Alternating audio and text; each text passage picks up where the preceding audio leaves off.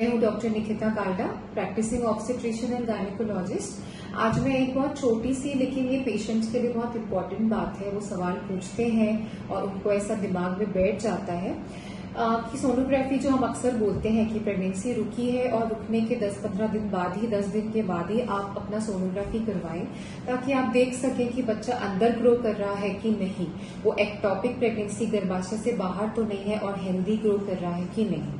तो एक दो पेशेंट्स के साथ ऐसा हुआ है कि सोनोग्राफी उन्होंने करवाया। मोस्ट ऑफ द टाइम्स जो इतनी अर्ली स्कैन होती है वो हम वजाइनल सोनोग्राफी करते हैं, मतलब सोनोग्राफी का जो प्रोब होता है जिसके डाल के हम देखते हैं वो वजाइनल प्रोब होता है, वो वजाइना के अंदर डाल के देखा जाता है। लेकिन वो होता सोनोग्राफी ही है, जो आप पेट में डालते हैं प्रोब, वो सब सेम ही चीज है, बस उसके प्रोब अलग अलग है, दिखने में सब सेम ही चीज होती है। तो किसी किसी पेशेंट के साथ ऐसा हुआ है कि सोनोग्राफी हुआ, उसके 1-2 दिन बाद ही उनको ब्लीडिंग चालू हो गया। तो पेशेंट्स इनको आपस में एसोसिएट करते हैं कि क्योंकि मैंने सोनोग्राफी करवाया, शायद इसीलिए उससे मेरे बच्चे को नीचे से डाला गया तो शायद कुछ नुकसान पहुंचा और वो ब्लीडिंग होने लग गया।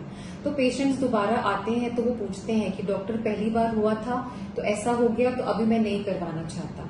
तो बात यह है कि ये दोनों का आपस में कोई रिलेशन नहीं है, ये बाय चांस ऐसा हुआ है कि सोनोग्राफी आप करवाए हो और उसके जस्ट बाद ही ब्लीडिंग हो गया। आप नहीं भी करवाते तो वो ब्लीडिंग उस समय होने ही वाला था।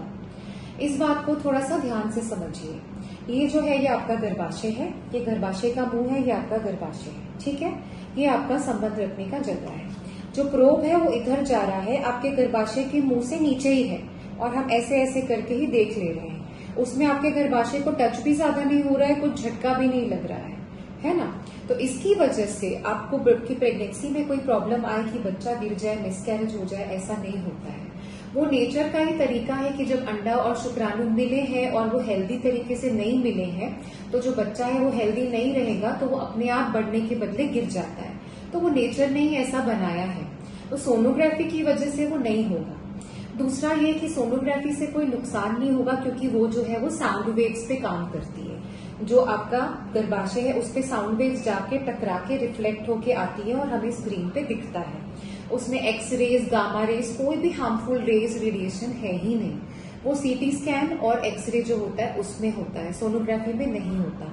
तो इसीलिए सोनोग्राफी को ब्लीडिंग होने से, मिसकैरेज होने से बिल्कुल भी डरे ना और एसोसिएट ना करें। वो आपके साथ बाय चांस हुआ है, बार बार ऐसा होगा ऐसा नहीं है। और सोनोग्राफी से रादर नुकसान नहीं, फायदा ही है। इसीलिए अपने डॉक्टर की बात सुने और इस बात से बिल्कुल ना घबराएं। Thank you so much.